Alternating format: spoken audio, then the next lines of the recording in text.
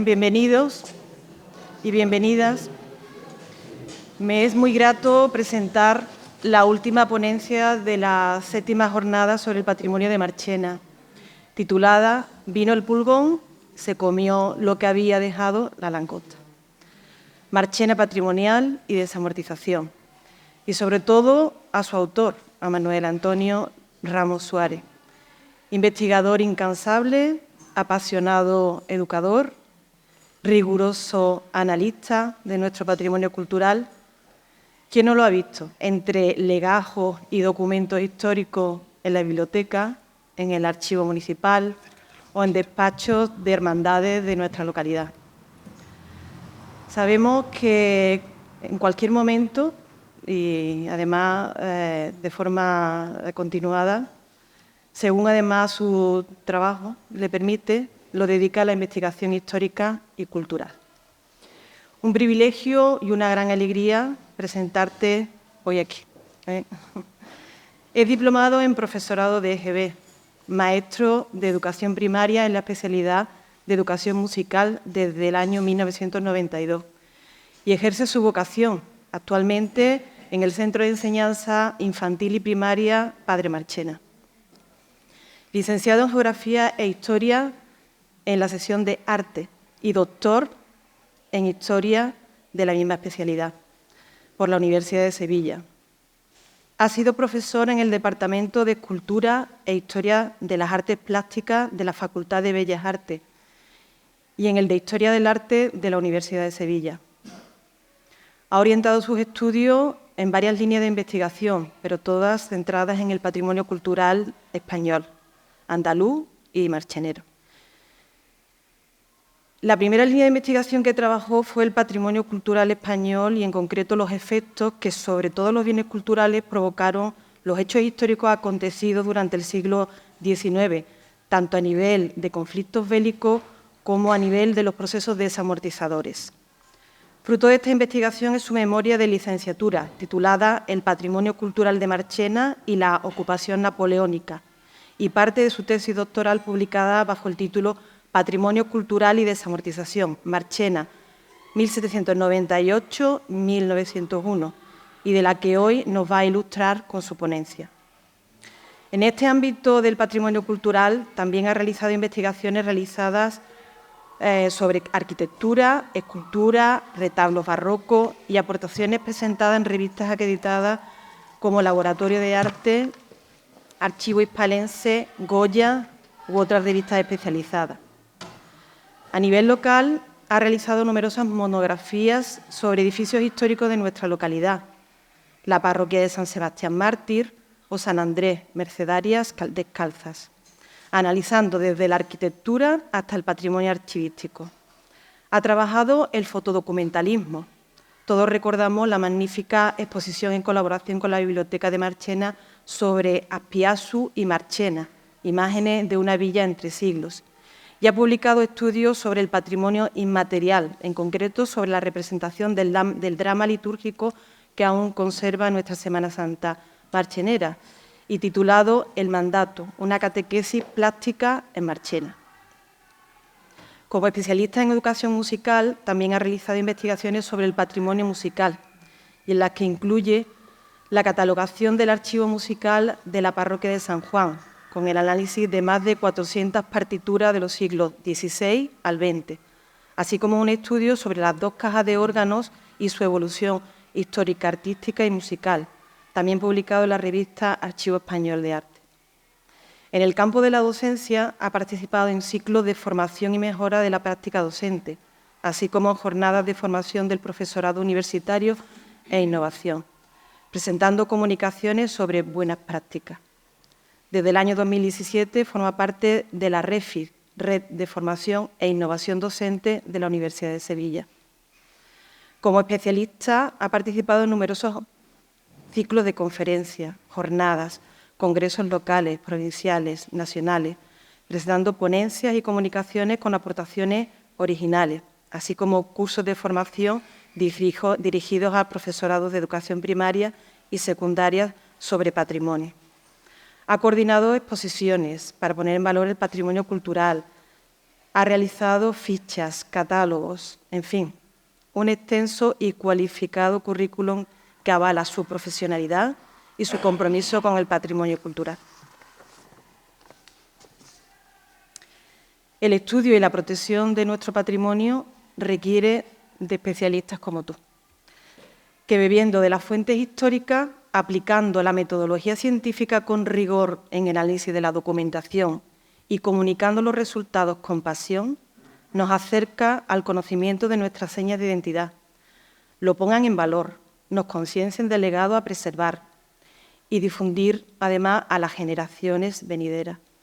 Un ejemplo a seguir, y tiene muchísimo mérito poder compatibilizar trabajo, familia e investigación. Gracias por toda tu aportación a nuestro patrimonio y en concreto al estudio de los bienes culturales incautados en Marchena por los ejércitos napoleónicos durante su ocupación y que a continuación nos va a exponer.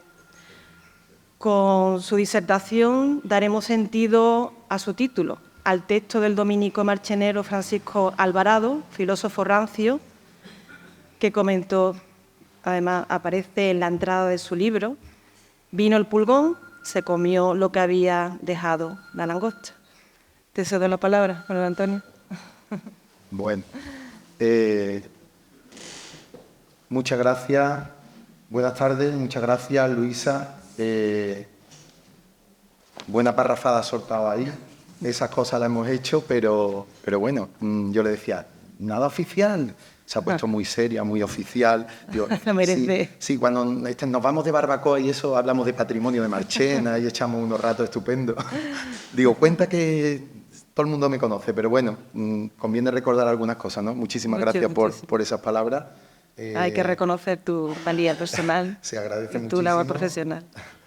Y gracias a la asociación Acupamar por contar conmigo para cerrar esta jornada. Secuencialmente también toca, ¿no? Yo digo, yo no tengo que ser el último que cierre esto, porque esto, lo de empezar la jornada y cerrar la jornada es como que mucho honor, eso es muy serio. Yo prefiero que sea una presentación de una jornada que me ha tocado hoy y ya está, ¿no? Pero sí, por secuencia, yo creo que lo ideal es esta época, ¿no? Gracias a vosotros por estar aquí. En la puerta decía que tenía un profesor a las 8 de la mañana que me daba teoría del arte y decía, para estar usted aquí a las 8 de la mañana ya tenéis mérito, os gusta esto bastante. Pues para estar un viernes aquí, como está el aforo, pues tiene mérito tela también, ¿no? Muchísimas gracias por estar, espero no defraudar, espero que os guste. Seguro que algunas cosas las conocéis porque va a ser una visión de lo que se ha trabajado en la desamortización, lo que trabajo en la desamortización.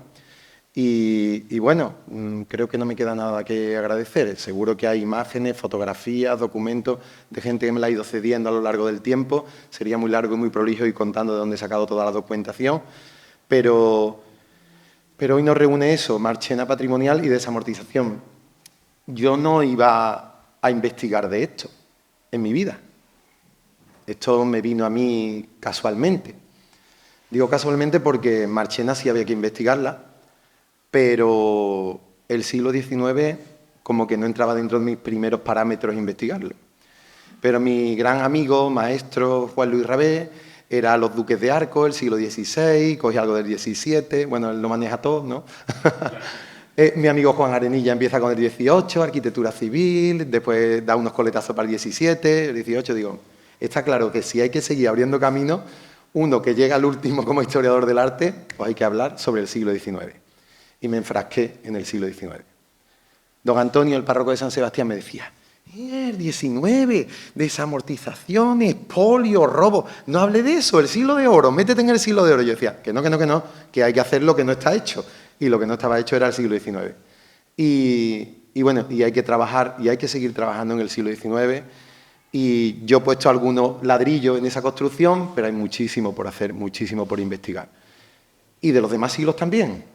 Con mi amigo Ramón Ramos, que lo tengo allá al fondo, decimos siempre, es que en Marchena damos una pata al suelo y salen 200 temas de investigación. Pues esto igual, yo no sé si de aquí saldrá alguien con ganas de investigar, pero si alguien nos ve, nos oye, hay que investigar, hay que investigar. Genial el trabajo de Acupamar divulgando, porque hay que divulgar, hay que defender, también hay que defenderlo. Pero también hay que investigar para seguir conociendo, para seguir valorando, para seguir apreciando y para seguir preservando para el futuro, ¿no? Hay gente que le estoy contando esto y sabe lo que es, no hace falta que yo se lo cuente, pero sí es necesario y hay que seguir dando pasos, ¿no? Bueno, Mi tema es Marchena patrimonial y desamortización basada sobre todo en los procesos desamortizadores, ¿no? Siempre asociamos la palabra desamortización igual a Mendizábal y no es así, no es así.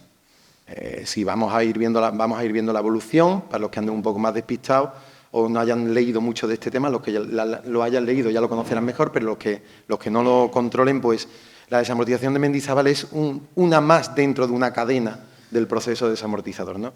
Y bueno, y como era un tema que es recurrente, que yo he trabajado mucho, había que ponerle un título sugerente y que la gente diga, pero bueno, ¿qué me va a contar, qué me va a hablar? Ya Luis ha dado así un anticipo, o qué me va a decir, pues ya vamos en esa línea, ¿no? Bueno, vamos a ver si esto va como yo quiero que vaya, ¿no? Porque todavía no controlo yo. Aquí salen 3 pantallas y hay una, yo estoy acostumbrado a una pantalla, perdonadme. El tema que vamos a analizar básicamente está estructurado en esas partes, ¿no? Vamos a ver las fuentes en las que me he basado, que son muy sucintas, os pongo ahí muy sucintas. Vamos a la desamortización, cuál es su definición, cuáles son los procesos desamortizadores que hay, por lo menos conocerlo a lo largo del tiempo y qué aporta cada uno. Aspectos legislativos, ¿vale? Vamos a hablar sobre la legislación y las consecuencias, y sobre todo nos vamos a centrar también en el patrimonio y los bienes conventuales. Nuestro trabajo lo vamos a centrar sobre todo en qué pasa con algunos bienes muebles concretos. Después vamos a hablar de los edificios conventuales de Marchena, donde sí vamos a hacer un análisis de las distintas desamortizaciones, sobre todo las principales y esa evolución. Nos vamos a centrar en la desamortización de Mendizábal y el inventario de esa desamortización o los inventarios que surgen con motivo de los distintos procesos desamortizadores, pero sobre todo centrado en Mendizábal y en algunos bienes muebles. Las fuentes que hemos utilizado son mi libro, que forma parte de la tesis doctoral. La tesis llevaba un título muy largo y muy técnico, ¿no? Consecuencias del proceso desamortizador en el patrimonio cultural. Pero lo interesante es quizá la fecha. La fecha de mi tesis no es 1798, sino 1767, 1901. Lo que pasa es que cuando se preparó ese trabajo, esa publicación que la premió Archivo Hispalense y se publicó, había que reducir el número de páginas. La tesis ocupaba más y eso se redujo a unas 500 páginas, se tuvo que compilar y se metió desde la desamortización de Godoy hasta el año 1901, que es el año en el que se hace el primer catálogo monumental de España. 1901.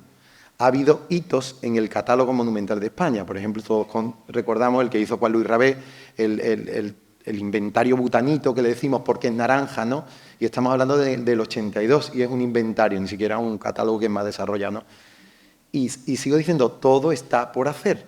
Hay que seguir haciendo eso, hay que hacer los inventarios actualizados con fotografías. Hay muchísimo por hacer. Por ejemplo, en Marchena ya está inventariado también, se ha inventariado la platería ahora con el Instituto Andaluz del Patrimonio, se están inventariando los bordados ya también. Quiero decir que cuando lo hizo Juan Luis fue el 82 y hay que seguir haciendo cosas de inventario, ¿no? Y ya en 1901 se dieron los primeros pasos de hacer el catálogo, pero sí sigue la cosa, o sea que no sé cuándo se terminará. Ese libro, sobre todo, es la base para trabajar aquí, y un libro, un manuscrito, que ya le hemos podido poner autor, que creíamos que era de Morales Sastre, y es verdad que cuando ya lo hemos leído, lo hemos estudiado, pues nos aparece ya un nuevo autor, que es Diego María Villalón, que está preparado para publicarse, que el Ayuntamiento lo tiene ya listo como el segundo volumen de la colección para las fuentes, para la historia de Marchena, para todo el que se acerque a investigar sobre Marchena tenga cómoda esas fuentes, ¿no?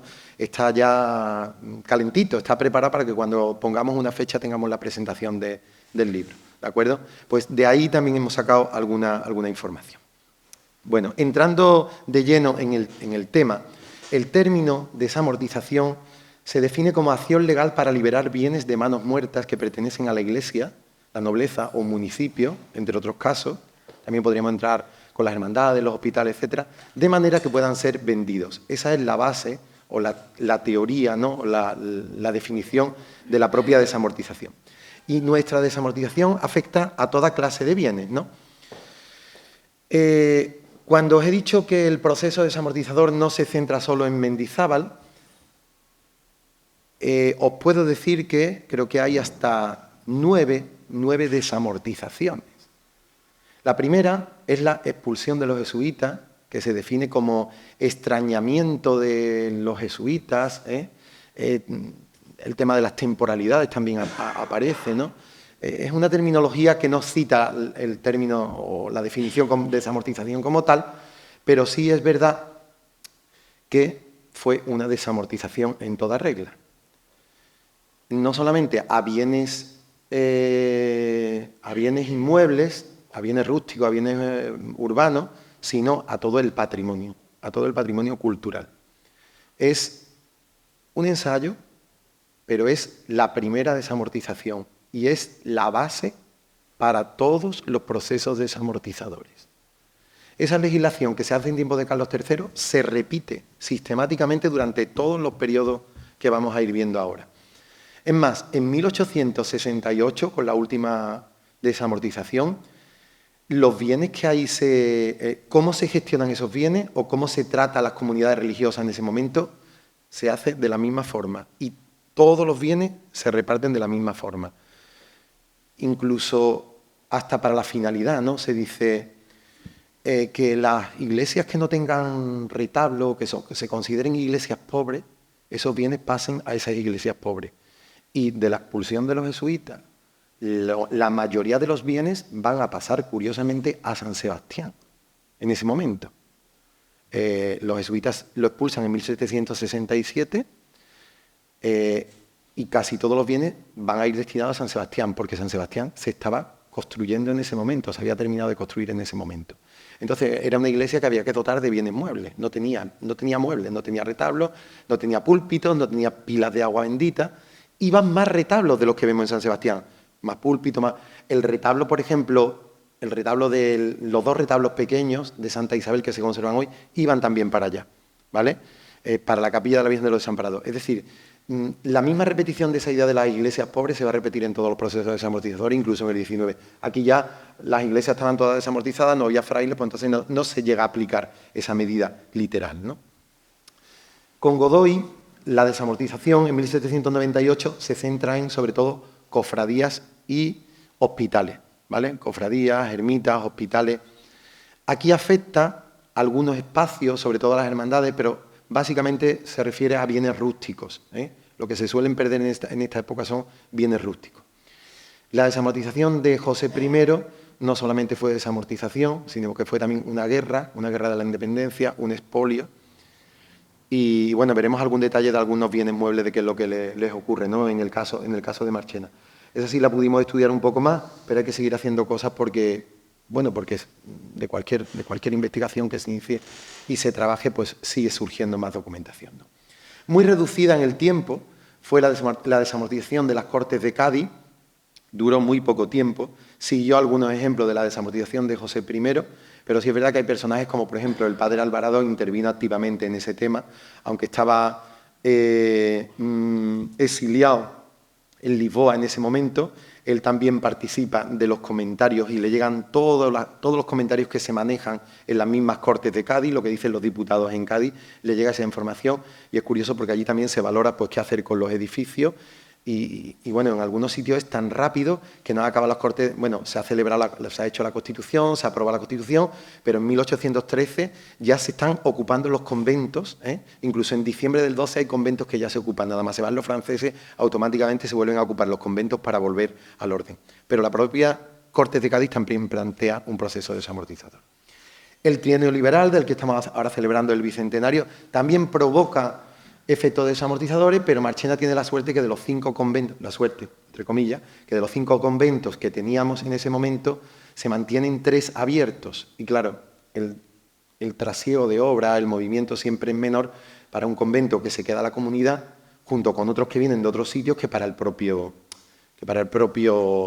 convento que se cierra, ¿no? Y se tiene que ir todo el mundo. Pensar en una casa cerrada, 3, 5, 10 años. Pues pensar en un convento con lo que supone, pues eso, 3, 5, 10 años el deterioro que sufre, ¿no? Las otras desamortizaciones serían la de Mendizábal, que es la más sonada, quizá la más gorda, y la que provoca que todas las comunidades religiosas se tengan que ir del pueblo, se tengan que ir de Marchena, y en el mejor de los casos pues se quedaba un exclaustrado cuidando la iglesia, ¿no? La desamortización de Espartero, que es una continuidad de lo que supone la desamortización de Mendizábal, pero es verdad que afecta a algunos bienes concretos. Por ejemplo, estoy recordando que las campanas las campanas se desamortizan con la ley de Espartero, ¿vale? Y desmontan todas las campanas de todas las iglesias, dejan algunas muy concretas, incluso algunas se venden, ¿eh? La propia desamortización de Madoz, que afecta sobre todo a los municipios, a los bienes propios de los municipios, del año 55, y la desamortización de la Revolución Gloriosa, o la mal llamada Revolución Gloriosa, o la del Sesenio Revolucionario, pues es la que afecta a otro tipo de patrimonio, pero aquí en Marchena no afecta realmente al patrimonio religioso, bueno, al patrimonio religioso, al patrimonio de las comunidades, porque ya no quedaba ninguna comunidad masculina. Solamente voy a hablar de comunidades masculinas porque sería larguísimo, ya es larguísimo esto, porque son muchos años de investigación, pero las comunidades femeninas en Marchena apenas sufren la desamortización en el edificio y en los bienes muebles, ¿vale? Sí la afectan en los bienes rústicos, que sí venden, el Estado confisca propiedades y las vende, o bienes urbanos, ¿no? Sobre todo casas y algún molino y eso. El único trasiego que hay de monjas realmente es que llega un momento en el que las monjas de San Andrés se van a vivir con las de Santa María, años 50 y algo, ¿no? 57, 58. Y es muy curioso porque entre ellas mismas, siguiendo la regla de San Francisco o siguiendo la regla de San Andrés, se llamaban las curras y las andreas. Las que seguían la línea de San Francisco, pues eran las curras. Pues le toca rezar a las curras, y cada una tenía su breviario. Las mismas monjas llevan el recuerdo ese de ir pasándose de unas a otras, que se llamaban entre unas y otras curras y andreas, ¿no? Bueno, situados en eso, situados en lo que supone esa evolución, tenemos que entender que la desamortización se hace a golpe de ley, a golpe de legislación. Hay una ley marco y después una normativa constante que acude a tal cosa, acude a la biblioteca, acude a los archivos de los conventos, acude a los bienes cultuales, bienes de culto, otra que acude a los bienes culturales, porque, por ejemplo, estoy pensando así, los cuadros que están en los conventos no pasan, si no son devocionales, no son cultuales, hablo de fuera de la iglesia, ¿eh? No pasan, no se quedan en la iglesia, ni pasan a la iglesia para darle culto, sino que los cuadros los confisca el Estado para llevarlos al posterior Museo de Bellas Artes que se va a crear en 1840, ¿vale? Eso pasa con los cuadros. La plata, si quedaba algo de los franceses, se funde o se utiliza o se lleva a las parroquias principales.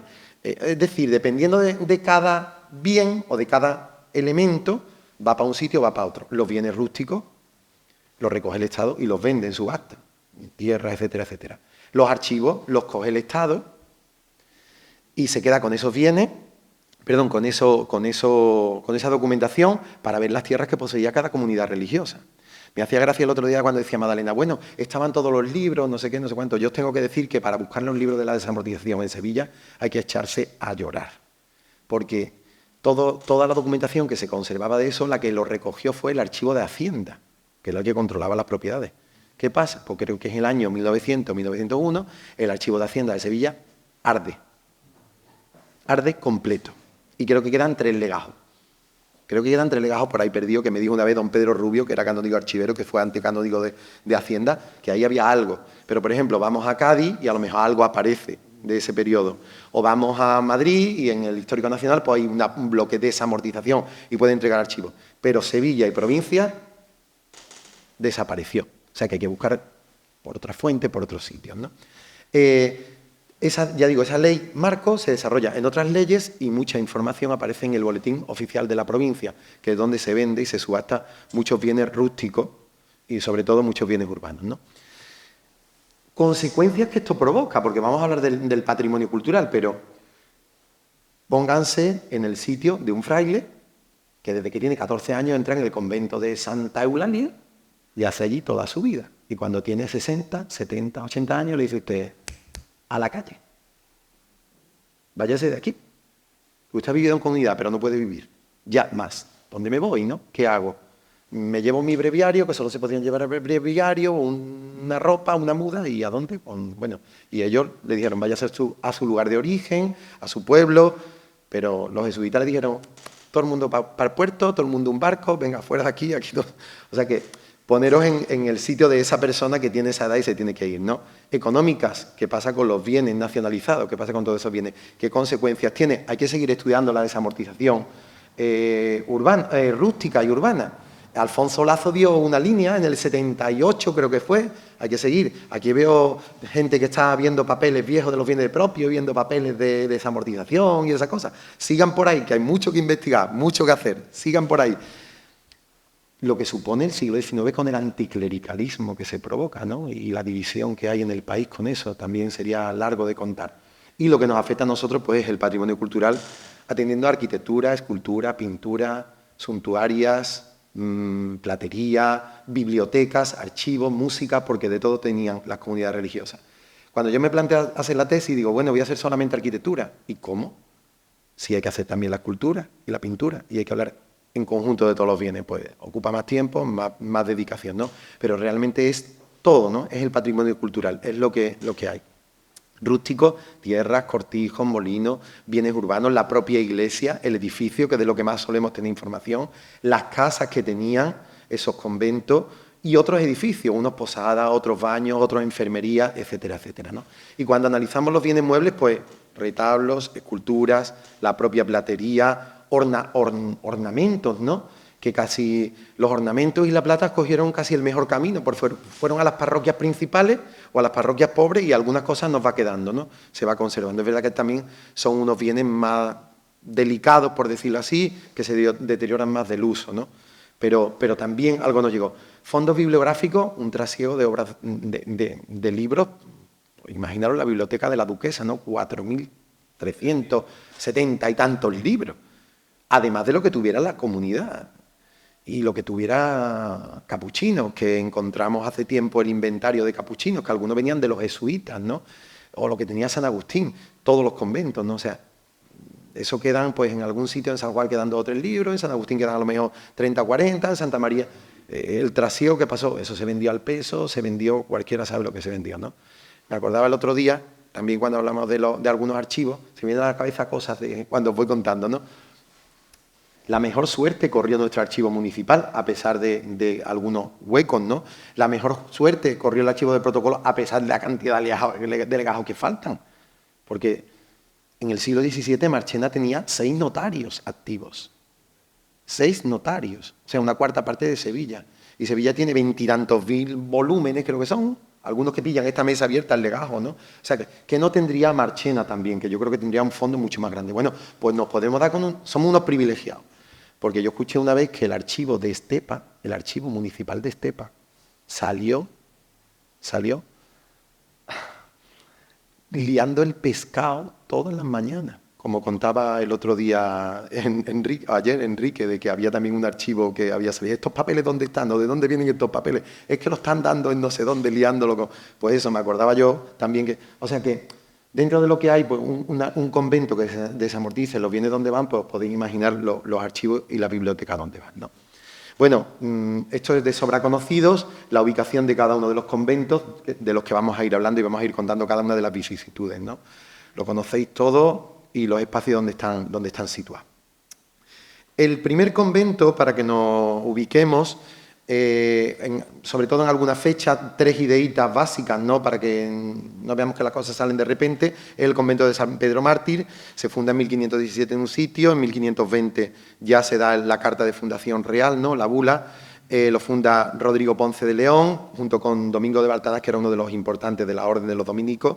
Sabemos dónde está situado actualmente, o dónde ocupó la gran manzana que hay ahí.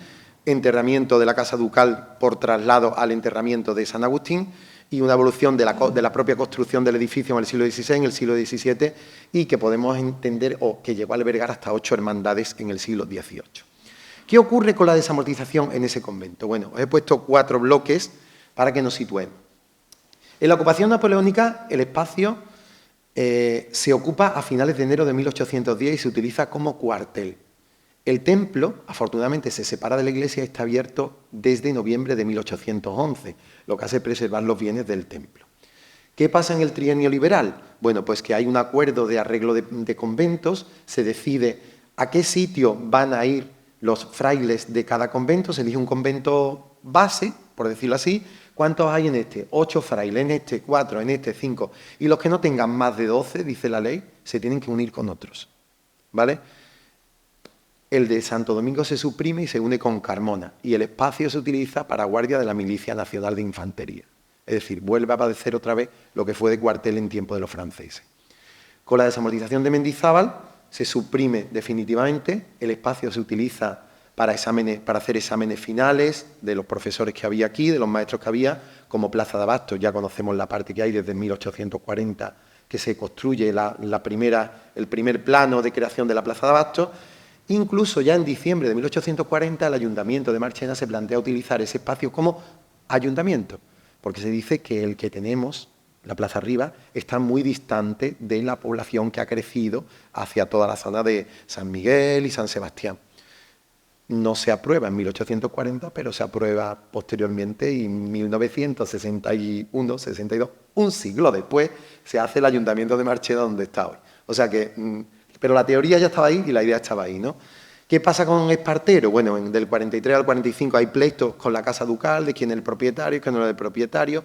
Es muy interesante un documento que hay de abril de 1844 donde se dice que se conserve porque hay interés artístico, ¿vale? Ya empiezan a funcionar las comisiones provinciales de patrimonio, que eso también es otro tema interesantísimo y larguísimo de cómo se mueven, con más ganas que conviene porque no tenían bienes económicos para de verdad echar a andar aquello, ¿no? Una pincelada, así una cosita. En 1840 se hace un listado de todos los cuadros que van a ir de toda la provincia de Sevilla al Museo de Bellas Artes. Creo que se inaugura en 1845. Bueno, pues se hacen 3 montones de miles de cuadros, 3 montones de cuadros, donde en el primer montón van las mejores obras de pintura de Sevilla, de los grandes genios de Sevilla. Segundo montón y tercer montón. Segundo y tercero, pues pintores medianos, pero a lo mejor algunos maestros de pintores, por ejemplo Juan del Castillo, ¿no? Bueno, pues ¿qué pasa?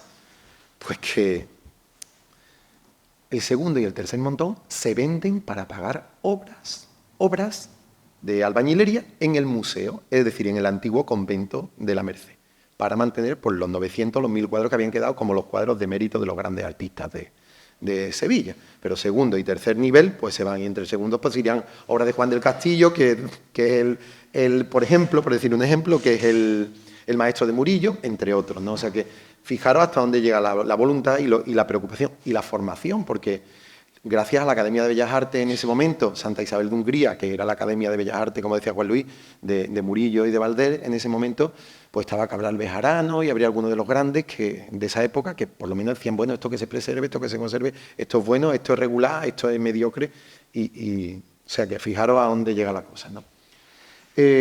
Bueno, se reforma la cabecera del templo, de la que se conserva alguna señal de fecha en la parte superior, y se utiliza lo que hoy es la tienda de Concha, para que nos situemos, de mingitorio o sumidero, ¿vale? O sea, donde la gente puede hacer un poco de sus necesidades, ¿no? El uso del espacio público, sobre todo. Bueno, ahí no os tengo que contar nada, quizás sea de las fotos más antiguas que conservemos de Santo Domingo, de San Pedro Mártir, donde se aprecia todavía pues hacia dónde van las aguas de lo que fue el claustro, donde se aprecia perfectamente, bueno, en las aguas de donde van el claustro, que casi se conserva completo, ¿verdad? Y estamos ya esto ya es una fecha avanzada, ¿eh? Estamos ya a principios, los primeros años del siglo, o sea, los primeros años del siglo XX, donde se ve claramente la plaza, donde ha sufrido transformación de cómo se crea, y bueno, y se conserva la iglesia tal cual que es lo que tenemos hoy, ¿no? De aquellos bienes que se decía que eran muy interesantes, artísticos, se conservan estas puertas que no están allí y se conserva esos sepulcros a los que se alude, curiosamente, como una obra clásica, ¿verdad? Siguiendo los cánones de la Academia, como decía ayer don Enrique Nuere, ¿no? De don Antonio Pons, que le horrorizaba todo lo relacionado con lo barroco, y si no era mármol y si no era algo clásico, pues había como que derribarlo. Los comentarios son así, ¿no? ¿Verdad? En esa época, pues eso se conserva en el siglo XIX con esa intención, ¿no? Y curiosamente esas puertas, que se conservan en una casa de la calle Las Torres, que he hecho alguna referencia a ellas en algún documento, son puertas del convento de Santo Domingo, de San Pedro Mártir. A la izquierda veis el escudo de los dominicos, a la derecha veis el escudo de San Pedro Mártir. Las armas, no las armas con las que iconográficamente se representa. Curiosamente, Eso le pasó a esas puertas, no lo que a lo mejor estáis leyendo ya ahí de lo que dejó escrito nuestro paisano, el padre Alvarado, en sus cartas críticas. En las cuartas cartas críticas hace un análisis de la situación, de qué pasa con la plata y todo lo que hay de los conventos. A él le duele, para eso sus conventos. Él era del convento de Sevilla, prior del convento de Sevilla, le duele, y dice: vamos a las alhajas y demás pertenecientes al culto. De estos y otros bienes manda el señor ministro de Hacienda que se hagan los correspondientes inventarios. Dice: era fácil reducirlo a estos dos renglones, de cargo y data. De cargo todo, de data nada. Nos saquearon los franceses y nos saquearon los españoles. Vino el pulgón y se comió lo que había dejado la langosta. Estas puertas, curiosamente, se las llevan los franceses y después se las llevan los españoles. En los mismos tiempos salen las puertas de allí, vuelven otra vez y los mismos españoles se apropian. Y así hubo muchísimos bienes que padecieron eso, ¿no? Que padecieron esa circunstancia. Respecto al convento de San Francisco, bueno, sabemos su año de fundación, quiénes son sus fundadores o la documentación que tenemos hasta la fecha, que dona una parte de la sala de sus casas para construir el convento, y aunque no fue una fundación ducal, sí es verdad que los capítulos intermedios recogen pagos para esa fundación, ¿no? Para mantener ese convento. Se conoce muy poco, Morales Sastre casi ni lo nombra, porque dice: fui a verlo, no me dejó entrar el guardián, y apenas recoge información. Ya iré otro día a verlo, pero no, parece como que el guardián no quería dejarlo entrar. Sin embargo, Villalón sí ya va a aportar más documentación sobre lo que se encuentra ahí, pero claro, él ya tiene una visión distinta porque ya la iglesia se había derrumbado, ¿no? Realmente, aunque padezca la desamortización, la pérdida del convento de San Francisco es principalmente porque se derrumba la iglesia, ¿no? Fue el que más sufrió del convento de la época, el convento de la época napoleónica, porque se convierte en fábrica de salitre. Rápidamente la comunidad lo vuelve a ocupar en 1812. Con el trienio liberal se suprime y 4 frailes se van a Nalcázar y 8 se van a Morón, ¿vale? Aun cumpliendo el requisito de los 12 se trasladan. Y el templo, pues bueno, se mantiene en buen estado, se intenta utilizar como cárcel provisional y no se utiliza, y después sí se utiliza como escuela. Desamortización de Mendizábal, supresión definitiva, y es de los que más tenemos información del trasiego de bienes muebles, que después veremos los bienes muebles, ¿vale? Respecto a Espartero, en 1841 la ley no afecta, y en 1843 las cartas que se recogen son preocupaciones por sus bienes. El gran problema ocurre en noviembre del 48, que es cuando se hunde la bóveda, y entonces sale a subasta, se vende. Lo compra en Sevilla un tal Luis María de la Pila, que es, curiosamente, teniente hermano mayor de la Hermandad del Amor, que compró otros muchos bienes en otros sitios de la provincia de Sevilla, y lo parcela. Curiosamente, la Capilla de la Veracruz se salva, porque los hermanos de la Veracruz se preocuparon, y además tuvieron la prudencia de comprar parte para agregarla, y muy bien comprada. Pues fueron muy listos, como pasa después con la plata, que os contaré. Muy bien comprada porque la pusieron a su nombre, al nombre personal de cada uno. Así la iglesia no era la propietaria, sino yo era el dueño del espacio. Y eso va a pasar mucho con la plata y con muchos bienes. Al tenerla a su nombre, pues cuando había una desamortización, no, esto es mío, esto es de mi propiedad, no es de propiedad de comunidad ni nada. O sea que eso salvó en los distintos procesos desamortizadores, porque hubiera otra, imaginar que hubiera habido otra desamortización de hermandades, pues le podía haber afectado, ¿no? Sin embargo, la compraron así, como vamos a ver después en La Plata, algo parecido también ocurre. Después, bueno, conocemos todo, la calle Nueva, el espacio de, como nos gusta decirle a Ramón Ramos y a mí, de estas casas que están aquí, quitando el juzgado, estas casas, donde estaba la antigua peña sevillista, y este que era el Café del Recreo, que se conocía como Café del Recreo en el siglo XIX. Estas casas, como le digo, nos gusta a Ramón y a mí llaman lo que es la primera cooperativa de Marchena, ¿no? Porque ahí un mismo arquitecto, un mismo albañil, alarife y un mismo carpintero hicieron todas las casas iguales, todas miden lo mismo, todas se pagó igual y se construyeron a la vez y en el mismo momento, ¿no? La plaza recibe varios nombres, ¿no? En este momento, bueno, y toda la manzana del propio convento que ya conocéis, ¿no? El convento de San Agustín, pues por el uso quizás sufre menos. Un convento fundado, ya sabéis, en 1590 al final de la calle Santa Clara, en la ermita de la Virgen de Gracia, que después la comunidad se traslada en 1616 y que sirve sobre todo de enterramiento de Manuel Ponce de León y que dura mucho en el tiempo su construcción, como ya sabéis, y en estos días hemos estado comentando, ¿no? ¿Qué le pasa al convento en estos procesos desamortizadores? Bueno, pues básicamente en enero de 1810 se cierra, sufre poco destrozo, hay dudas sobre usarlo o no usarlo, parece que como es tan poco tiempo la desamortización, pues se mantiene lo que hay. La del trienio hay un acuerdo y se unen Écija, Casallo y Osuna, ¿vale? Y se queda el convento abierto y se hace un reparo de uno de los ángulos del claustro. En la desamortización de Mendizábal, estoy contando los hitos principales, sobre todo, sería larguísimo, estaríamos aquí muchas horas, ¿no? Y así todo, creo que ya voy bastante ligero, no voy ajustado de tiempo.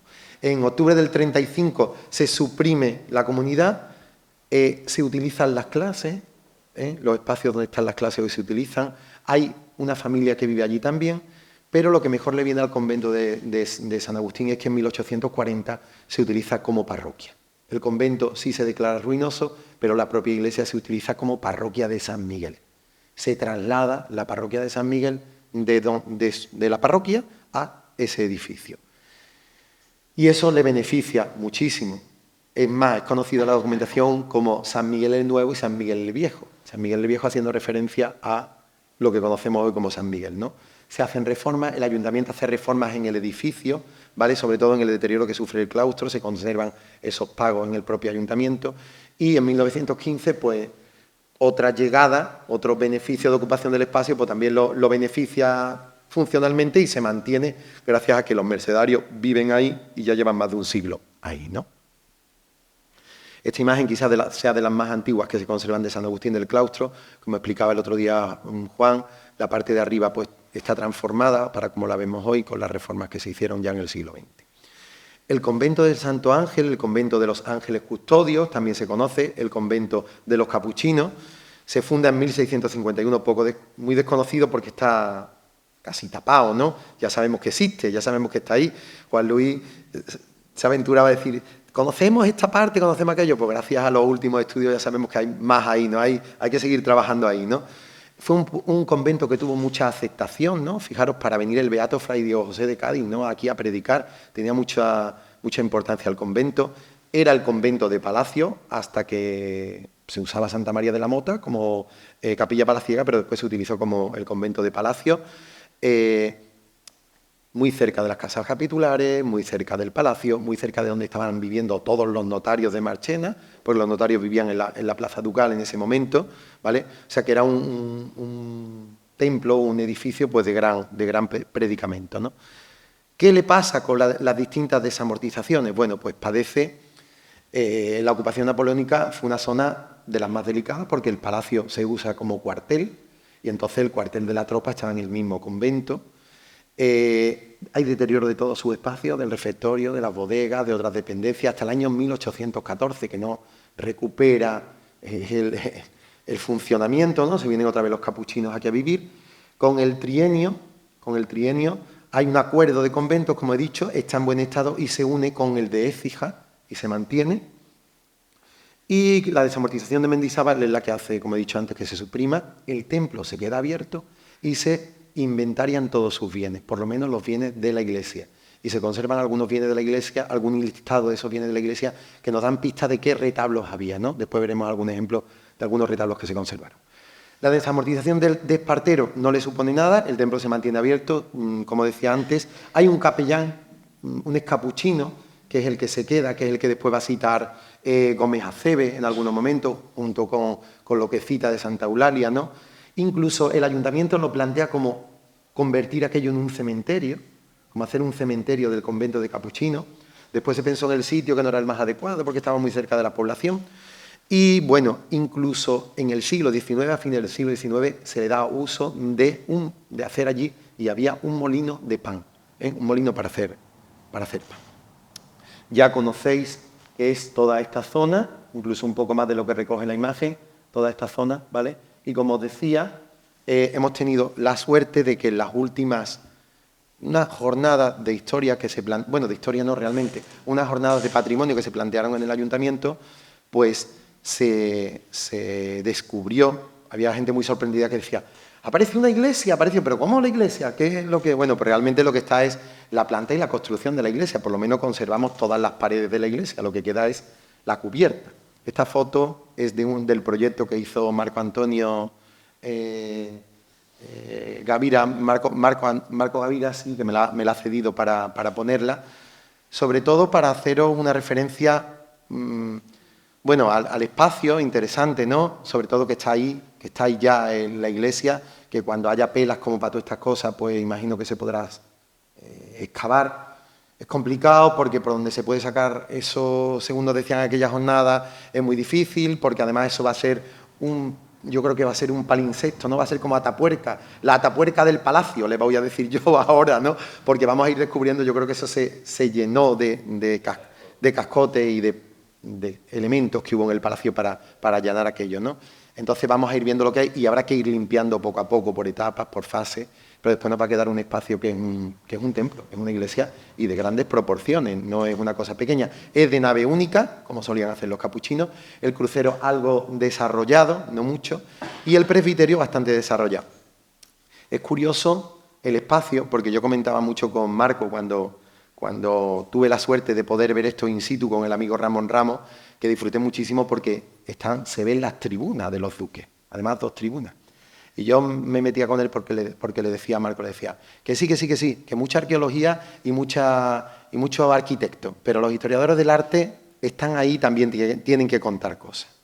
Ahora me pongo en modo historiador del arte y reivindico que hacen falta los historiadores del arte. No solamente puede haber para esto arquitectos y arqueólogos, los historiadores del arte tienen muchas cosas que decir aquí. Es más, hemos estado diciendo muchas cosas. El amigo Juan Luis lleva desde los años 80 diciendo cosas. Y es muy fácil decir, bueno, hacemos una memoria y ponemos introducción histórica y queda muy bien. Esto es de esta época, no, sí, está muy bien, hay que ponerlo. Pero también hay que escuchar lo que cuentan los historiadores, lo que cuentan los conservadores. Lo mismo que lo cuentan en un edificio, lo cuentan en una escultura y en una pintura, cuando se restaura una escultura y una pintura. Es decir, que es necesario aquí, en la arquitectura, en la escultura, en la pintura, que se generen, que se creen equipos interdisciplinares, que trabajen todo, que haya escultores, si hay que hacer alguna pieza dentro de una escultura, que haya restauradores, que haya historiadores del arte, que haya químicos, que haya fotógrafos, porque del trabajo ese común, del trabajo de lo que puede aportar lo mejor de cada uno, pues se pueden hacer muy buenas restauraciones. Y cuando se haga una intervención, que se haga con un criterio, que todo no caiga sobre el restaurador, ¿no? Eso son propuestas que hay que seguir trabajando, que son necesarias y que vienen bien, ¿no?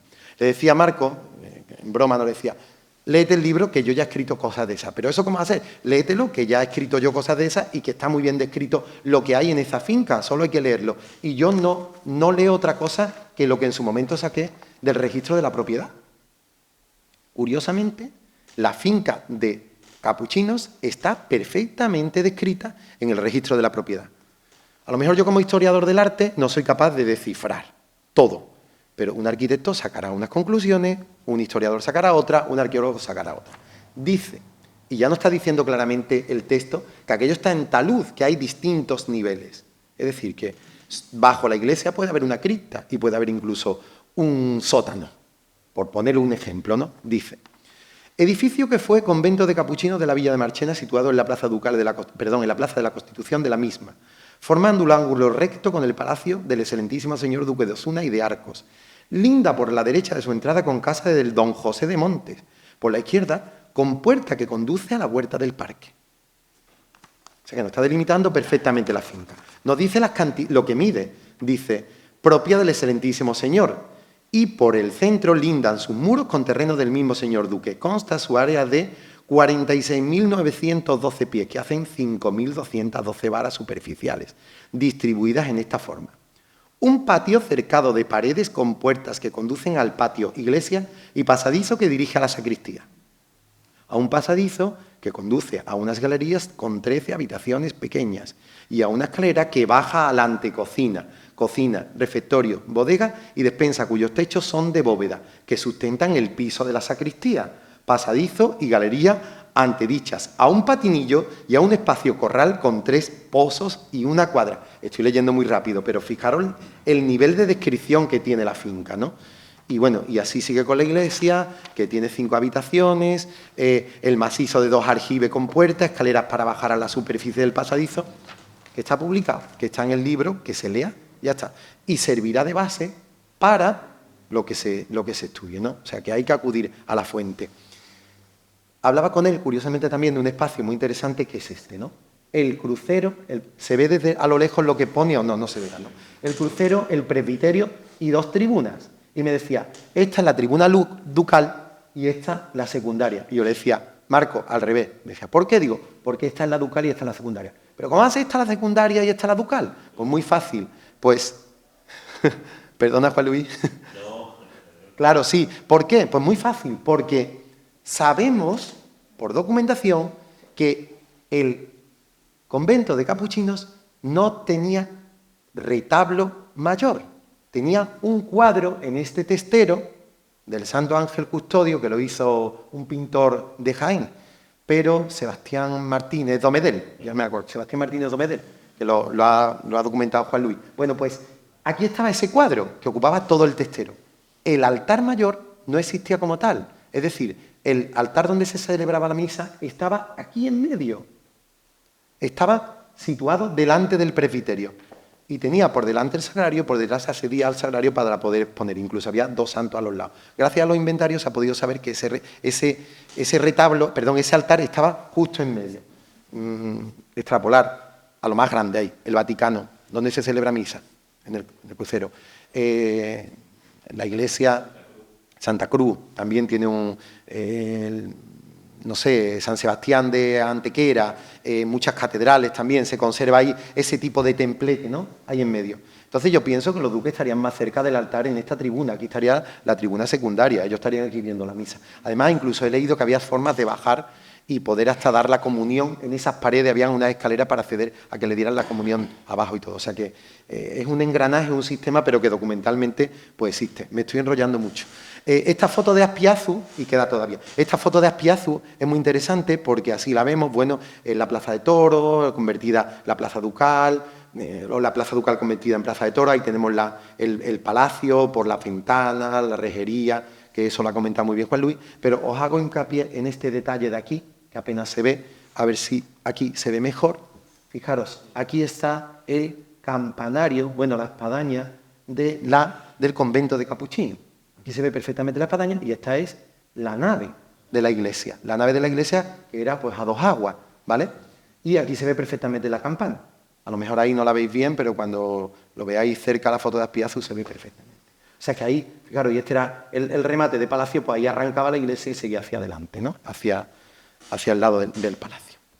Bueno, nos queda Santa Eulalia a nivel arquitectónico. Ya sabéis que es un edificio o una fundación hacia 1490, de lo poco que sabemos, ¿no? Hay que seguir estudiando Santa Eulalia, un edificio con mucha fama, sobre todo por las relaciones con Colón, con Fray Antonio de Marchena, Fray Juan Pérez de Marchena, Fray Juan Grande, que es San Juan Grande ya, primero fue beato, después fue San Juan Grande de la Orden Hospitalaria, se viene a Marchena y ahí tiene su conversión, ¿no? Y así se ha trabajado mucho más sobre San Juan Grande, antes había muy poco, está muy vinculado a Carmona, a Jerez también. Tuvo muchos lazos con la comunidad franciscana, sobre todo compartían enfermería, los enfermos de aquí, de Santa Eulalia, venían a San Francisco a curarse y, bueno, sabemos todos que albergó la gran biblioteca de la duquesa, ¿no? ¿Qué pasa en la desamortización? Bueno, en tiempo de los franceses se convierte en fortaleza, la zona de frontera, muchísimo deterioro, un espacio en descampado, imaginaros lo que podía suceder con aquello, ¿no? Con el trienio liberal, pues se une Osuna y Palos de la Frontera y forman una comunidad, ¿vale? Se repara la cerca de la huerta en ese momento y la supresión es en octubre del 35, se hace inventario de lo existente y fue aumentando poco a poco su deterioro, se mantiene con un claustrado. Iba a decir, lo mejor que le pudo pasar es que en los años 50 la iglesia pobre en ese momento, ¿no? la capilla de la Veracruz se dotara de bienes muebles, porque si no yo creo que no sé si no habría quedado algún bien mueble del propio convento o de la propia iglesia de Santa Eulalia, ¿no? Se nutre esa iglesia que está vacías, ¿no? O sea, se compran terreno, compra, como dije antes, los hermanos de la Veracruz, pues se nutre de esos bienes muebles. Y nos queda esa visión de Gómez Aceves, donde nos dice que por allí campaba pues la serpiente, ¿no? Más o menos es la idea que recuerda Gómez Aceves, así muy romántico. Y en ese momento ya es propiedad de la familia Andrada Vanderbilde, como creo que sigue ahora en propiedad, ¿no? Bueno, ahí tenemos algunos elementos de la actualidad de lo que es difícil hacer una foto de la portada. Yo tengo una foto de la portada muy antigua, donde se ve muy bien, porque ha habido un montón de pacas de alpaca acumuladas, no se ha podido hacer fotos nunca, pero el otro día pasé por allí, fui a hacer fotos y digo, pues esto sigue igual y no se puede hacer foto de la propia puerta mudéjar, ¿no? Nos ceñimos o nos centramos en la ley de Mendizábal para hablar un poco de los bienes muebles, ¿no? Aunque sea sobre todo algunas ideas de algunos espacios o de algunos elementos, y ya llevamos un buen ratito. La ley marco es del año 35, de julio del 35, y después sale otra nueva ley marco, donde, fijaros, en 55 artículos se analiza o se expone qué va a pasar con esos bienes, con esos frailes. Ahí tenéis los temas que se tratan según el articulado, ¿no? ¿Qué pasa con los conventos de masculinos? ¿Qué pasa con los femeninos? ¿Cuáles son las consecuencias jurídicas? ¿Dónde van esos bienes muebles? ¿Qué pasa con las pensiones? ¿Qué se le paga a un exclaustrado? ¿Cómo se colocan esos exclaustrados? Cada uno va a su lugar de origen de forma general. Eso el arzobispado es el que se encarga de gestionar cada una de esas personas con la vida que lleva cada uno detrás, ¿no? Incluso habría que seguirla en la pista, porque también hay trasiego de obras de arte que a lo mejor se lleva algún cura, así, algún fraile de extranji, y aparece en tal pueblo y dice esto cómo llegó aquí, y habría que analizarlo también, ¿no? Es un trasiego impresionante. Meter también esta época, es una época de orientalismo, como decía ayer el profesor Nuere, vienen extranjeros, le encanta lo exótico, salen obras en venta, obras de arte, yo qué sé, engañan a las monjas, los mismos turistas que vienen de Londres, buscando los morillos, que eran los murillos, buscando... O sea que esto es un cúmulo, ¿no? Las guerras carlistas, es que se junta todo, no es solamente el proceso desamortizador, ¿vale? Respecto a los bienes, se hacen 6 artículos, del 20 al 26, donde, bueno, se van ubicando cada uno de los bienes, ¿no? O se dice dónde van cada uno. En general, se hace inventario de todo, pasa un jefe o comisionado de amortización y hace listado de todos los bienes que hay, y se empiezan a distribuir esos bienes.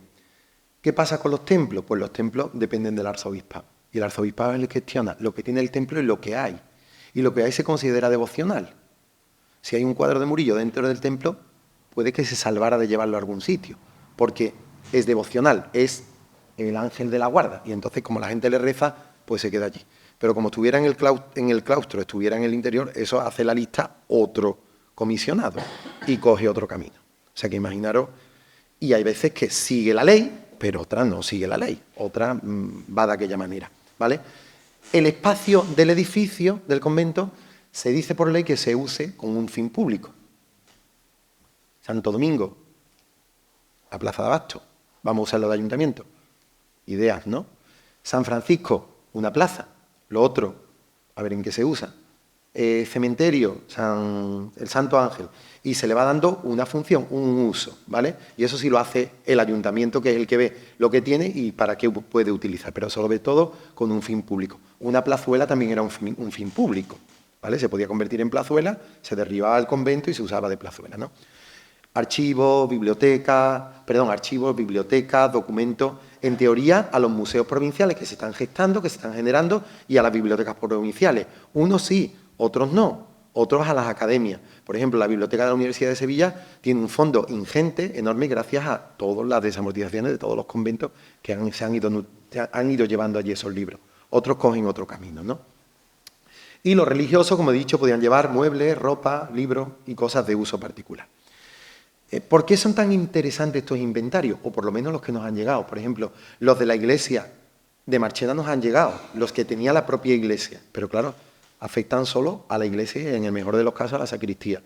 Pues son de los primeros inventarios grandes que se cuentan, pero ahí hay veces que no se dicen autores, no se dicen artistas, sino que eso, un cuadro del Santo Ángel. Alguno se aventura a poner un nombre porque sabe quién lo hizo, pero es muy puntual. Medidas no existen. La medida no interesa, es un cuadro devocional, la gente le reza.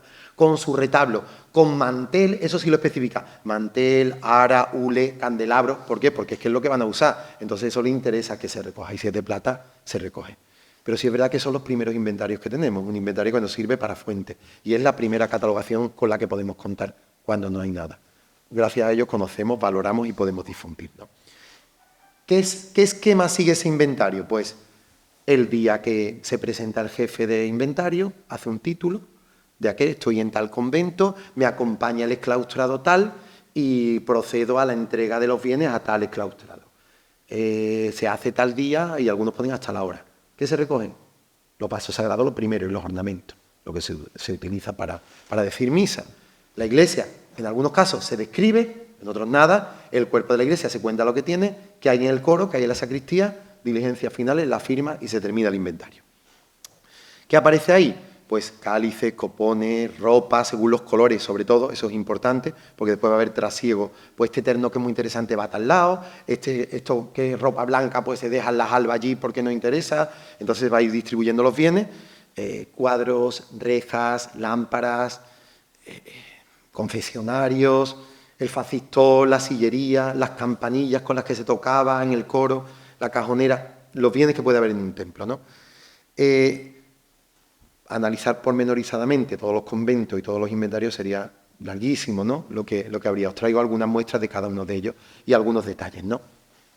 Este bien mueble, este juego de plata, ¿no? De platería, de este ostensorio, de esta naveta y de este incensario, se conserva, es del convento de los dominicos, está hoy en la parroquia de San Sebastián, y se conserva, y sabemos que los de los dominicos, gracias a la inscripción y al escudo que tiene en la base el ostensorio, la custodia. Por aquello de que, para que no me lo quiten, lo marco, como decía antes con la iglesia de la Veracruz, escribo en el registro de la propiedad a nombre de 3 hermanos la escritura de la iglesia para que si viene una desamortización no se me pierda. Con la plata de los franceses pasó algo parecido. La gente que tenía plata y decía que era suya y la podía demostrar, le devolvían la plata si no se había fundido. En Marchena se funde toda la plata de los 5 conventos, quedan muy pocas piezas. Las que vemos hoy seguro que las ocultaron de los franceses. Y diréis, ¿y la custodia? Y diréis, ¿y todo lo de San Juan? Gracias a 2 hermanas del cura de entonces, de José García y Mora, las escondieron toda la plata en un soberano y se pudo conservar toda la plata de San Juan y no fundieron nada los franceses. Pero si no, se habría fundido la plata de San Juan. Fueron dos hermanas que son curiosas porque cuando el hermano se pone pachucho y muy malo, le mandan al arzobispo una carta diciendo, mire usted que mi hermano está muy malo, que no tenemos para mantenernos, pero nosotros fuimos las 2 mujeres que cogimos y nos llevamos la plata, la ocultamos, la escondimos en tiempo de los franceses. Es curioso el texto que le mandan al arzobispo pidiéndole una ayuda, ¿no? Cuando está enfermo. El vicario, entonces, García y Mora. Voy al ostensorio. Soy de doña María de Matos, a quien pertenece, año 1813. Eso pone en la base. Es decir, que doña María de Matos era la dueña, que no se lo quitara. Curiosamente relacionada con Morales Sastre. Era una tía de Morales Sastre y toda esa historia, pues doña María de Matos. Muy devota de la Virgen del Rosario, el convento se queda sin elementos para exponerle el Santísimo. ¿Qué hace falta? Una custodia, un incensario y una naveta. Ella lo regala, lo dona en 1813, pero ella pone que es suyo por lo que pueda pasar. Lo pone en la custodia, en la base, lo pone en la naveta, aquí en el pie, y lo pone incluso en el incensario, para que todo el juego se hace con idea de celebrar el jubileo circular del que no había platería para celebrar, ¿no? Después se sigue haciendo. Ahí tenéis un régimen, que a mí me gusta decirle a esto régimen, como en Marchena se le dice a esto régimen, y no vara, como se le dice en Sevilla, un régimen, una vara de regimiento, un régimen para regir, donde se ha escrito aquí, soy de Manuel Sánchez mayordomo, año de 1800. Y siempre hemos dicho, mira el mayordomo cómo quería figurar diciendo que era suyo. Nada más lejos de la realidad. Claro, quería figurar, no, quería decir que era suyo. Porque si ocurría algún trasiego de plata, eso estaba ahí. Y así ocurre con muchos estandartes y muchas piezas de plata que tienen las hermandades. Están firmadas para que se sepa de quién son, ¿no? Por ejemplo, el crucificado de San Pedro tenía esas potencias de plata, esa fotografía es de los años 50, pero no ha llegado hasta nosotros a partir del año 50. Esto no se lo llevaron los franceses, pero no se conserva la corona y las potencias, porque la corona sí es la antigua. ¿Qué quiero decir con esto? Pues que hubo plata que no desapareció con los franceses, hubo plata que no desapareció con la desamortización, afortunadamente porque se ocultó, ¿no? Ese cuadro no estaba en la iglesia y afortunadamente se pudo pasar a la iglesia. No es de gran mérito, pero gracias a que no aparecían los inventarios, pues no pasó al museo provincial, ¿no? Lo de los franceses es muy curioso, porque Marchena, yo creo que se libró de mucha rapiña de expolio de cuadros porque no aparecía en el listín telefónico de los franceses, ¿no? Fijaros cómo robaban los cuadros los franceses. Casi constatado, ¿eh? Casi constatado. Ceán Bermúdez es un académico, ¿vale? Siguiendo a Antonio Pons, que lo citó ayer don Enrique Nuere. Ceán Bermúdez es un académico en 1800 se hace este libro, ¿no? Donde hace un diccionario de los más ilustres profesores de Bellas Artes, donde se describe pueblo a pueblo qué pintor destaca en ese pueblo y qué obras tiene. Hay listados de Zurbarán, de Murillo, de Valdés Leal, de todas las grandes obras, y aparecen ahí. Son 6 tomos y va haciendo un recorrido por toda la geografía española, de todas las obras que hay. Interesantísimo para estudiar el expolio y para saber qué pasa, ¿no? Bueno, nosotros tenemos además de esto el inventario de los bienes que se hizo con Sul en el Alcázar, que es interesantísimo. Bueno, al Alcázar llegaron 1000 cuadros de Sevilla, nada más 1000 cuadros expoliados con lo mejor de la pintura sevillana. Pues bien, este libro era el manual de uso de los franceses, la guía telefónica para ir yendo pueblo a pueblo, viendo qué obras tenía para ir expoliando esos bienes, ¿no? De Marchena solamente se cita 2 bienes. La custodia de Francisco de Alfaro, que no se dice custodia, pone Juan Parroquia, Francisco de Alfaro Platero, y del convento de dominicos, Francisco de Solís, pintor, que ya lo cita también Palomino en alguna de las obras que hace. Eso quedó, eso hubo, nada estuvo ahí. Yo creo que los Zurbaranes, que hoy vemos aquí, pues no estaban ni en la lista, por lo menos en esta, en una que se hizo en el 19, sí, ¿verdad? El conde de la Viñaza creo que ya cita algo de estos cuadros como posibles Zurbaranes, ¿no? Es decir, no había ningún cuadro de mérito ahí puesto, pues yo creo que eso nos salvó de la rapiña francesa, o no tenemos inventario donde podamos documentar eso, ¿no? El convento de San Agustín lo traigo, bueno, sobre todo por la imagen de la Virgen de la Correa, a pesar de las distintas transformaciones, de lo que puede suceder con algunas imágenes que, gracias a la fortuna, pues se ocultan y se mantienen, ¿no? Porque otras imágenes en tiempo de los franceses o con posterioridad desaparecieron. Y también traigo un ejemplo de lo que suponen los bienes muebles del convento de San Agustín, ¿no? Estos ternos se conservan, tienen el escudo de San Agustín, se conservan en San Miguel, gracias a que, bueno, San Miguel recogió parte de esos bienes, y ese terno, que es un terno antiguo, del 17 por la hechura que tiene, por los bordados, puede ser de la primera mitad del 17, pues se conservan en San Agustín, afortunadamente, la capa y 2 dalmáticas. Ya digo, fueron allí y se utilizaron primero como San Agustín el Nuevo, y después pasaron al San Agustín el Viejo, que se convirtió en San Agustín, en San Miguel otra vez, ¿no? He dicho San Agustín, estaba diciendo San Miguel. Del convento de Santo Ángel se conserva esta imagen que está escrita, que viene de allí, del convento de Capuchinos, y también, bueno, ahora porque se ha promovido más la devoción, la propia pastora que viene de allí del convento, ¿no? La pastora y un atado a la columna, que no sabemos dónde está, pero no es ese atado a la columna pequeño que se conserva siguiendo un modelo del que hay en el Museo Arqueológico, que está restaurado por José María Calderón. No, había un atado a la columna que ocupaba un tamaño de un nicho, de un altar. Iba a ser grande, pero no se conserva ese atado a la columna. Vinieron los 2 retablos, el de la pastora a San Juan, el retablo de la pastora, y un retablo de un atado a la columna y el propio retablo, ¿no? Pero no se conserva. De Santa Eulalia, ya digo, corrieron mejor suerte las piezas, porque pasaron al antiguo convento de San Francisco, a la capilla de la Veracruz. Este retablo, esta imagen ya restaurada, una pieza del siglo XVI, y la Virgen que acompaña al Cristo de la Veracruz en su paso, pero que realmente ese es el sitio que siempre ocupó. Es más, encontré en un testamento una donación de esa imagen ahí para ese sitio, que venía de Santa Eulalia ya, ¿no? O sea que el sitio es ese, y ese esa pequeña hornacina que tiene ahí la Virgen, que no es algo reubicado ahí, sino que es algo que se mantiene de siempre. Otras piezas que vinieron también son esos pequeños retablos que estaban en el sotocoro.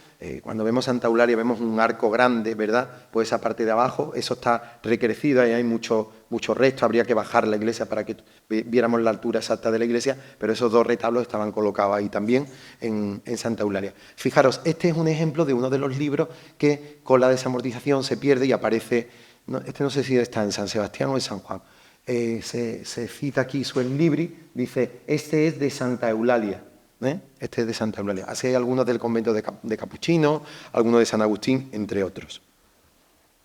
Esta imagen, esta cruz relicario, también procede de Santa Eulalia. Si os fijáis debajo pone Santa Eulalia, ha sido controvertida durante mucho tiempo porque se decía que como esta cruz venía de Santa Eulalia, pues nuestro Padre Jesús también había venido de Santa Eulalia, porque tenía las 5 cruces de Jerusalén, aquí tiene las 5 cruces de Jerusalén, aquí Mar de María. Nada más lejos de la realidad, sobre todo la idea de que Jesús no viene de Santa Eulalia hasta ahora, mientras que no se muestre lo contrario, claro está, pero sí es verdad que eran unas cruces muy comunes en los conventos franciscanos. ¿Por qué? Pues porque estas cruces vienen de Tierra Santa. Y todo fraile que iba a Tierra Santa se traía esta cruz. Es más, tenían edículos, tenían agujeritos donde se guardaba la arena, la Tierra Santa, se guardaba Tierra Santa ahí. Otras tienen pues reliquias de santos de otros sitios, pero es muy común que en los conventos franciscanos hubiera este tipo de reliquias, ¿no? Estas cruces relicarios. Entonces, pues llega a San Miguel en otro momento, no es desamortización, porque creo que, así recordando, creo que el año 1875, en un inventario, donde llega también la sillería, donde llega también un púlpito, donde llega esta cruz, y está documentado que en ese momento vienen de Santa Eulalia hacia San Miguel, que también fue otra beneficiaria del convento. Ya digo, el convento de San Francisco es de los más estudiados o de los que conservamos más piezas, ¿no? Afortunadamente tenemos el propio aparato de retablo de la Veracruz, no es ese su sitio, debió tener otro. Ahí estamos intentando montar como era el convento, tenemos ya muchas piezas, ojalá pueda yo más pronto que tarde sacar ya la información sobre cómo era el convento, cómo estaba organizado, cómo estaba estructurado, pero yo creo que ya hemos dado pasos para montarlo. Me tengo que sentar con todas las piezas del puzzle, intentar organizar, seguir investigando y a ver si sacamos ya por lo menos alguna idea de cómo era, pero sí es verdad que a nivel mobiliario, pues ese retablo tuvo la suerte de que la hermandad se mantuvo y se mantiene tal cual, ¿no? Lo mismo pasa con las imágenes, que gracias a que esas hermandades estuvieron ahí pendientes, pues se mantienen.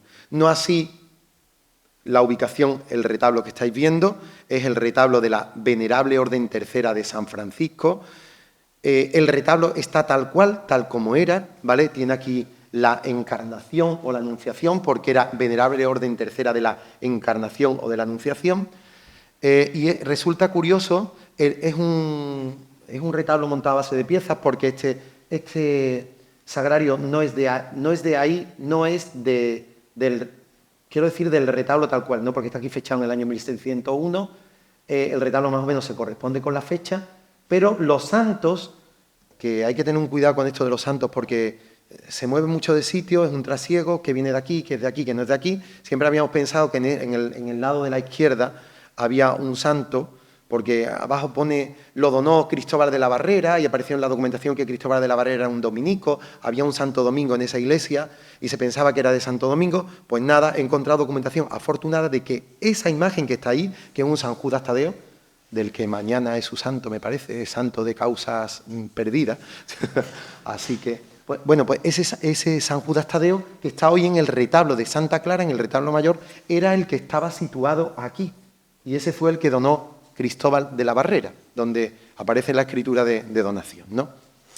Esa Inmaculada era la que presidía el retablo que os he dicho, una Inmaculada que sale en el corpus, que es a muy poco que nos fijemos, vemos el detalle de la media luna, y aquí justo tiene un escudo de los franciscanos, de la Orden de San Francisco, que siempre nos dirá el paradero, por lo menos que venía de una comunidad franciscana. Así ocurre también con la imagen del Señor de la Humildad, la Virgen de los Dolores, que estaban en ese convento, en el convento de San en el convento de San Francisco y que pasan al convento de Santa Clara. Afortunadamente, ya digo, cada una por separado, cada una devoción por separado, y después en el siglo XX, a principios del siglo XX, pues se fusionan en una misma hermandad, pero iban cada una por un sitio, ¿no? Una era una hermandad que se funda no dependiendo de la propia orden, sin embargo, la Virgen sí se funda a partir de la Venerable Orden Tercera, que eso sería largo de contar.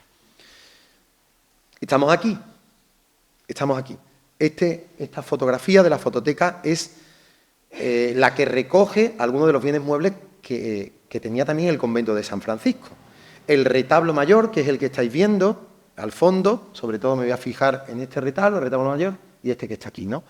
Que afortunadamente pues se conservan, o por lo menos sabemos del paradero. El retablo mayor es este, en ningún caso, y aquí se ve claramente, estaba así para San Lorenzo, es decir, el retablo no deja ver perfectamente a San Lorenzo, este nicho no se hizo para este santo se colocó aquí después. Es verdad que existía el santo, esto era de los 10 de la Cortina, esto era como una fundación de los 10 de la Cortina de esta época. El retablo, un retablo de la Inmaculada, se trae de San Francisco aquí, pero sí es verdad que esta talla después se coloca en este lugar.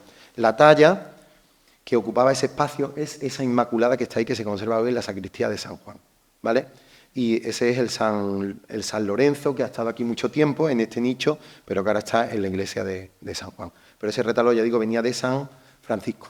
Lo mismo le pasa a este retablo, que es una foto de aquí, cuando estaba aquí, que es un retablo de San Luis Obispo, que era un santo vinculado a la orden de franciscanos. Este retablo, muy interesante, con el tema de elementos chinescos, se conserva el cuadro que está arriba, ¿verdad?, que es un San Juan de Pomuceno, se conserva también este cuadro guardado en San Juan, que es la iconografía que ve aquí, de San Luis Obispo entregando unas limosnas a los que están ahí arrodillados, y se conserva aquí, en la iglesia de San Juan, que don Juan Ramón tuvo a bien pues restaurarlo, unirlo. José María Calderón fue el que hizo la restauración.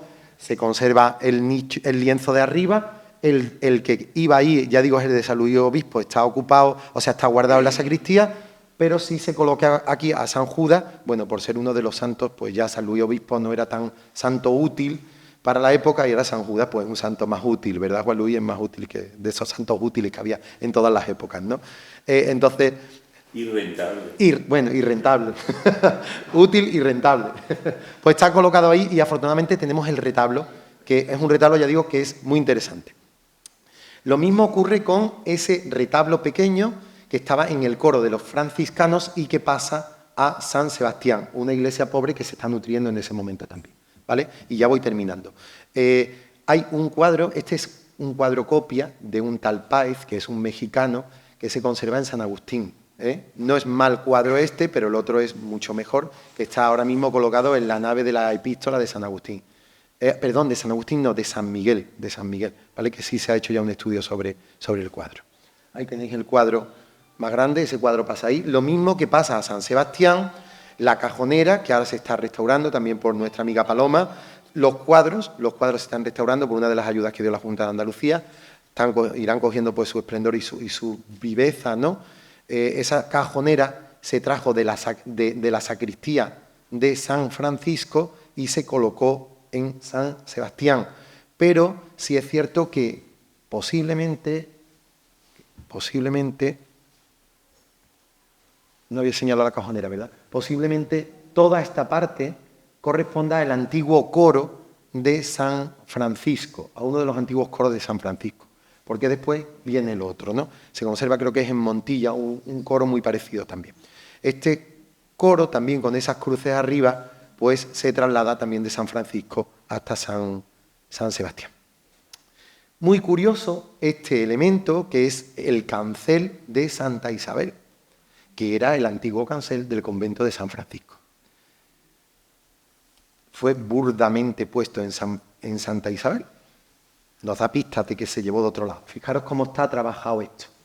Empieza el nivel aquí, pero como esto es una bóveda rebajada, pues se va cortando hasta que ocupa el espacio. ¿Lo veis ahí? Ya digo, pero claramente nos dice esto, usted no es de aquí, no, usted ha venido de algún sitio y claramente pues viene del convento de San Francisco, ¿no? Y quiero terminar con esta pieza, porque a las campanas, como dije antes, afectó también la desamortización. Curiosamente, esta campana es una de las 5 campanas que tenía el convento de San Francisco. Además, se sabe que era del convento de San Francisco porque se conserva la escritura de la campana, lo he referido en alguna de las conferencias ya. Aquí está representado San Francisco recibiendo los 5 estigmas, ¿verdad? Y fue Luis Manuel de la Pila el que compró todo el convento de San Francisco para derribarlo y hacer casas y la plaza, etcétera, el que vende la campana a la Hermandad del Cristo de San Pedro. Y hoy se conserva en la espadaña del antiguo convento de Santo Domingo esa campana con su escritura y todo. Escritura de campana que tiene allí la Hermandad, de habérsela comprado a este señor que desamortizó todo el convento. Espero no haberos aburrido, ha sido un poco largo, intenso. Muchísimas gracias por estar aquí.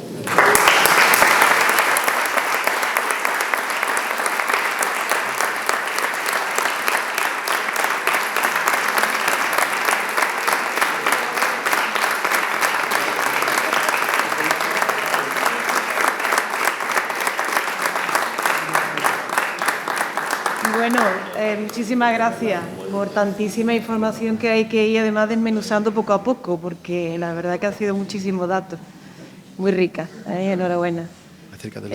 Nada, vamos a pasar al turno de palabra. ¿Podemos preguntar algunas? ¿Queremos hacer alguna pregunta? Por favor. En algún altar estuvo forrado de plata, como ocurre en Canarias, en muchos que se han conservado.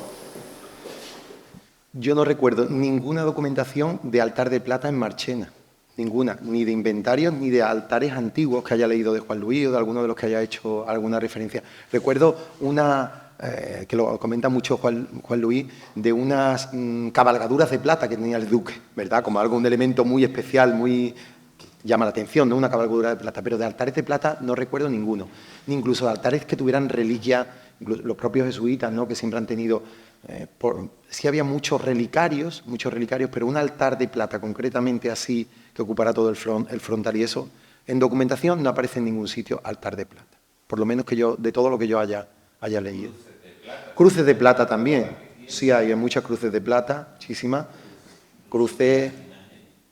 y de imágenes, sí. Los crucificados de aquí de Marchena salen en cruces de plata todavía del siglo XIX, algo muy curioso también, ¿no? Sí, pero cruces de altares también hay de plata, y lisas, ¿no? Son planas, sobre todo. Pero no hay altares de plata como tal, no recuerdo ni en documentación, no. Ni en parroquias, porque San Juan, San Sebastián, Santa María, no recuerdo ningún inventario donde haya altares de plata. Ramón. En primer lugar, felicitarte por tu exposición, ha sido muy, muy interesante. Y nada, y creo que de todo el tema de las desamortizaciones, lo que nos sorprende es cómo en aquel momento, con la fuerza que había la Iglesia, cómo se pudo meter, cómo la Iglesia permitió que despojaran de todo su patrimonio, porque no parte de su patrimonio. Y luego, bueno, en el caso de Marchena, no sé si sigue ocurriendo en otras localidades, ¿por qué se respeta a conventos femeninos y en cambio se hace desaparecer en todos los conventos masculinos? Bueno, de lo primero, no sé cómo encarrilar eso, ¿no? Porque realmente la idea de la desamortización se venía sucediendo en los distintos países, ¿no? Italia, los más cercanos, Italia, Portugal, España, se iban haciendo desamortización. El tema del vandalismo, del expolio, eso también era muy común, porque esto lleva dos líneas paralelas, no solo la desamortización, sino lo que supone el expolio artístico, es que mezclamos cosas, ¿no? Lo que es los propios bienes de los frailes y después lo que supone expoliar obras de arte y todo eso, ¿no? Es que es un siglo muy triste, ¿no? La Iglesia se ve abocada a lo que manda la ley, a lo que manda la norma. Y yo creo que es como van dándole golpes, y no se la han cargado con los jesuitas, que fue una cosa muy puntual para la compañía. Después se va sucediendo en los demás, ¿no? Después va pasando en los demás. Si no es con José I, que vino a hierro con todo lo que se movía, ya no solamente porque con las casas nobiliarias también ocurre, ¿no? En 1811 se abolen los señoríos y también afecta muchísimo, ¿no? Entonces yo creo que es un proceso Yo creo que es un proceso continuado en el tiempo, y si no caen en un siglo, pues, si no caen en una desamortización, caen en la otra, y si no caen en la otra, y van perdiendo propiedades. Es verdad que José I fue modelo, y los demás también viene la idea de la Ilustración, también viene eso, y eso también va haciendo mella. Entonces, claro, la Iglesia se va abocada pues, a perder sus bienes, que después yo no sé si tuvieron bienes rústicos y urbanos un buen resultado, porque no sé si fue para enriquecer al pueblo en general o solamente a los mismos, porque yo creo que todos los estudios apuntan por ahí. Las tierras al final las compran los que la compran, tú ya vas conociendo más cosas de esas mientras más te metas en el archivo, ¿verdad? Que ya nos vemos más de una vez en el archivo. Quiero decir que entonces a lo mejor, y se hizo todo lo mejor con los bienes, con los templos y con los... Porque hoy nos lamentamos, ¿no?, de cómo está, por ejemplo, Santa Eulalia o cómo están algunos otros edificios, ¿no? Entonces, no sé hasta qué punto pues, aquello iba abocado a eso o la propia Iglesia tiene que cumplir estrictamente con lo que hay, ¿no? Que también. Y la segunda pregunta, ¿qué era? Vale, sí, es verdad, ya. Mira, no sé el caso de Marchena, no sé por qué, se mantienen y se respetan los tres. Santa Clara, que se nos olvida porque ya hace muchos años se fueron las monjas, Santa Clara, Santa María la Chica, la Purísima Concepción y San Andrés. Pero se mantienen las tres casi sin problemas. Ellas siguen haciendo su vida y no pasa nada. Sin embargo, en Sevilla fue exagerado. En Sevilla fueron los bienes desaparecen. Es verdad que estaba allí el poder, estaba Azul allí a nivel patrimonial, sobre todo de cuadros y eso, pero expulsión de monjas, pensar en la Encarnación, ¿no? En el convento de la Encarnación, que aquello era un convento antes de ser la plaza y de ser todo eso, que aquello se derriba porque los franceses quieren hacer una plaza pública allí, que esa es la idea. A los conventos de monjas sevillanos le afectó muchísimo. Bueno, en otros lados, en otros sitios, leo en violaciones de monjas, paseadas por el pueblo arrastradas, de todo. Sin embargo, en Marchena, los conventos desamortizados son todos los de los frailes y las monjas, pues se mantiene, quitando el caso ese que os he contado, ¿no? Las tierras las pierden, viven casi de la ayuda de los vecinos, pero el convento sigue para adelante, ¿no? Y se mantiene, y ahí los tenemos, los tres, los dos, porque este ya fueron en los años 70 cuando se perdió, ¿no? No hay ninguna razón que te pueda contar más. No sé si algún día, cuando siga investigando, aparezca alguna cosa más de por qué se respetaron, ¿no? Pero realmente se respetan.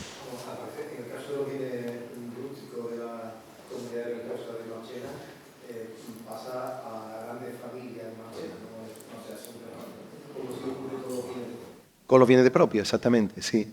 El proceso. Sí. Pepe. Bueno, felicitarte, por supuesto, por una lectura que viene a tener tu ponencia, magnífica. Hacer simplemente sobre lo último que has dicho, no pensaba intervenir, pero como han hablado del objetivo de la desamortización y a quién benefició, clarísimamente en los objetivos que tenía, como bien sabe, se ponía que era para aplicarlo a la deuda pública, es decir, que el gobierno, el Estado estaba endeudado hasta la ceja, y en teoría el argumento que se coge para llevar a cabo las desamortizaciones era hacer dinero para cubrir esa deuda. Lo que ocurre es que detrás lo que estaba clarísimamente era que la gran burguesía es la que está mandando y la que proyecta las leyes, las que las lleva a cabo, y después los reglamentos, que como sabemos es lo más importante inclusive que las leyes, y en vez de, por ejemplo, las tierras hacer lo que se hizo en Francia en la Revolución, que es repartirla, pues lo que se hizo fue, para que la pudieran comprar X personas o X grupos sociales, pues se vendían en ras de lote, con lo cual no podían tener acceso a la tierra aquellos que la estaban cultivando, por ejemplo. Se perdió una oportunidad de oro, pero porque así conscientemente estaba planificado. Aquí en Marchena, como tú sabes, las grandes propiedades rústicas, y todos los que han visto y saben algo, pasaron a poder fundamentalmente de los administradores de las propias fincas. Y después, además, se pagaba en 20 años, además, fíjate bien. se pagaban 20 anualidades, es decir, además de dárselas en grandes lotes, le daban la oportunidad prácticamente de que con lo que se producía en la tierra, pagarlo. Es decir, fue catastrófico. Por eso hubo en esos años muchas revueltas sociales, porque se pensaba, el pueblo trabajador pensaba que se iba a hacer algo parecido a lo que se hizo en Francia. Aquí no se tocó, como bien sabemos, y tú has dicho bien, no se tocó la propiedad de la nobleza, se respetó porque aquí no hubo una revolución, pero sí una apropiación de los bienes, que tú me habías dicho, de la iglesia o de los propios. Pero para beneficio de los que elaboraron las leyes y de los que de ellos dependían en cada pueblo, quién se enteraba de la subasta, cómo se hacían las subastas, etcétera, etcétera, etcétera. Bueno, es muy clarificador lo que pasa. Ya digo, yo no estudio la tierra, ¿no? No estudio las propiedades rústicas ni urbanas, pero sí es verdad que lo que he leído, sobre todo lo que hay hecho, Alfonso Lazo, ya digo, en el 78, habla sobre la desamortización de las propiedades en Sevilla y provincia y ya da pistas de qué pasa. ¿Quién accedía a un BOP, a un boletín oficial de la provincia, para ver las tierras que se compraban y que se vendían? ¿Quién accedía a eso, no? ¿Quién leía? ¿Quién sabía? Entre otras cosas, ¿no? Pero además es que Atienza también, por ejemplo, Ignacio Atienza da ya base de qué pasa con esas tierras y quién compra las mejores tierras, que eso ya lo dijo también Mata Olmo en alguna de las conferencias de historia, ¿no? Solamente hace falta leer la jornada y nos va dando pistas. Hay que seguir investigando, por eso digo que es interesante, pero es verdad que Marchena pues repitió modelos de lo que había ocurrido. Eso es a nivel rústico. A nivel urbano, a nivel patrimonial estaba yo pensando, bueno, la desamortización no fue mala, sí, para las comunidades religiosas fue malísima, pero vamos a verle un lado positivo, venga, vamos a verle algo bueno a la desamortización, ¿no?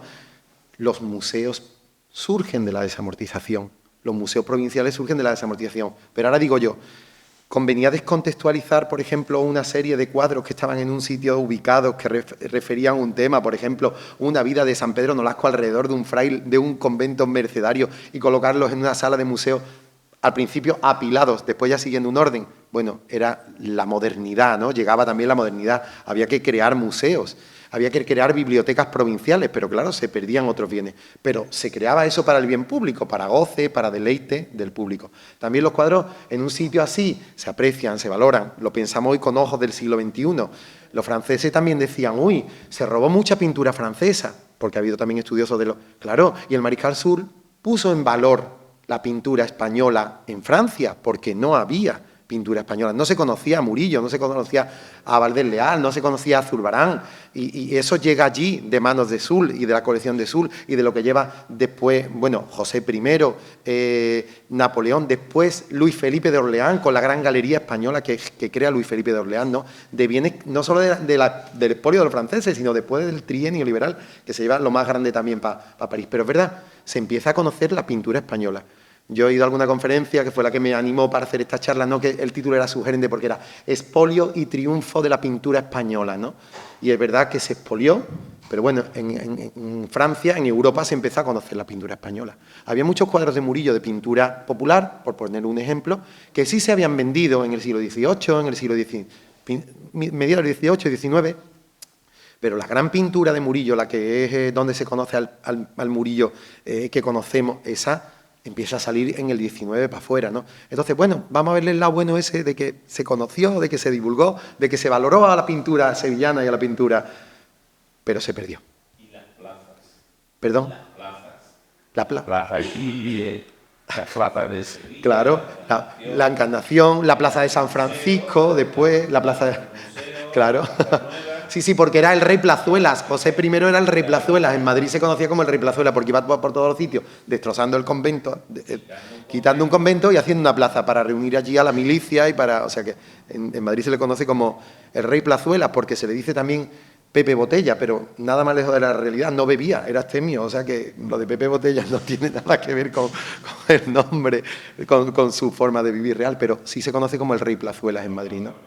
La Plaza de Oriente también, claro. Sí. O sea, y ese fue el modelo. Vamos a buscar un espacio donde se metan todos los cuadros. El Alcázar es muy gracioso, el inventario que os contaba antes. No os veo cansado, os veo aquí escuchando, por eso sigo.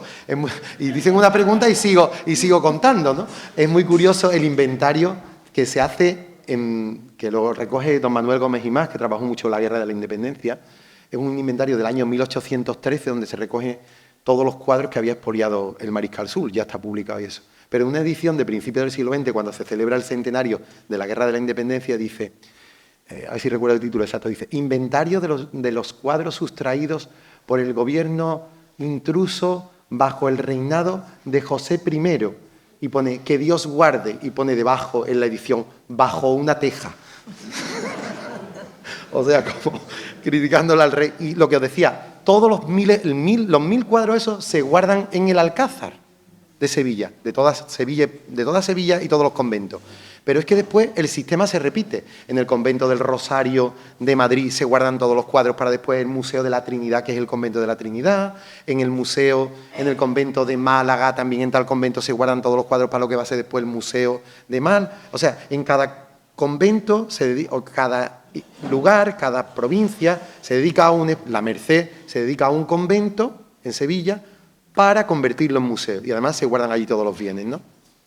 Es curioso porque en Sevilla, Montesión, el convento de Montesión, que era de los dominicos, se utilizó durante un tiempo de almacén de pintura, también, en el momento de la desamortización.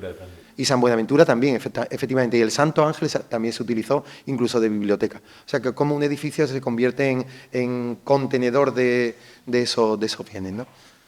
¿Más preguntas? Si tenéis más ganas.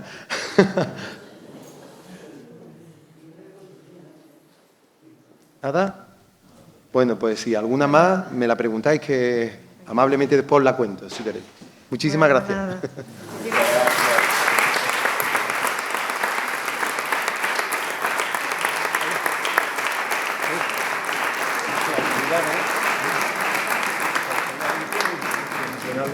Finalizamos la jornada, la 7ª jornada de Patrimonio de Marchena, con la entrega de un pequeño regalo, que es un obsequio mínimo para realmente la exposición que ha hecho. Muy bien, pues muchísimas gracias.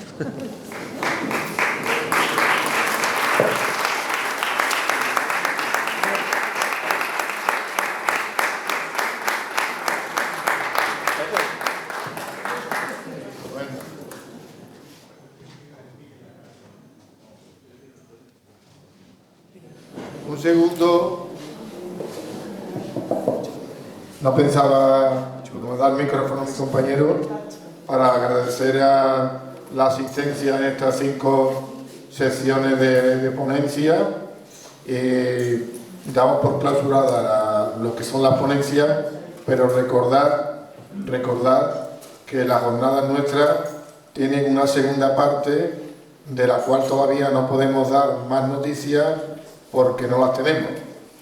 Lo que es, repito, que estamos todavía sin terminar de colocar, no por problema nuestro, las cartelas de San Juan, y a raíz de que se coloquen, pues ya informaremos de cómo podemos, los que estén interesados en realizar una visita guiada a los templos correspondientes.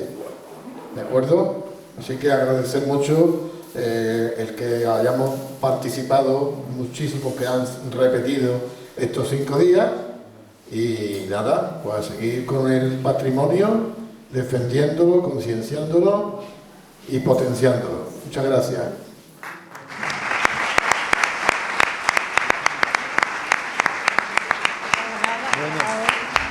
Un poco larga, ¿no? Un poco larga.